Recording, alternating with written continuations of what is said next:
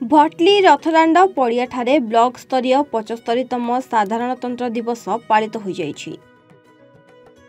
एही कार्यक्रम रे मुख्य अतिथि भावे बरगढ़ जिला परिषद अध्यक्षा श्रीमती मानिनी भुए जोगदेई पताका उत्तोलन करथिले। सम्मानित अतिथि भावे भटली ब्लॉक अध्यक्ष नित्यानंद प्रधान, जातीय दिवस पालन कमिटीर सभापति तथा भटली गोष्ठी उन्नयन अधिकारी भीटर सोरंगे, भटली थाना अधिकारी विभूतिभूषण दलई और बीओ सरोज भुए जोग देइथिले। एही सभा को मनोज कुमार रथ संयोजन करथिबा बेले पीटी लोकराम प्रधान नेतृत्व में प्यारेड परिचालन होइथिला। एही अवसर में होइथिबा प्यारेड प्रतियोगिता रे विभिन्न विद्यालयर 16 प्लाटून प्यारेड भाग नेइथिले।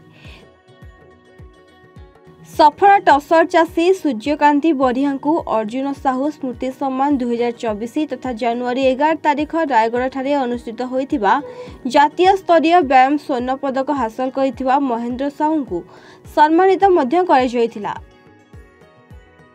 एथिसह साधारणतंत्र दिवस पालन परिप्रेक्षी में होइथिबा विभिन्न प्रतियोगिता रे योग्य विवेचित होइथिबा प्रतियोगी को पुरस्कृत कराइ जाइथिला।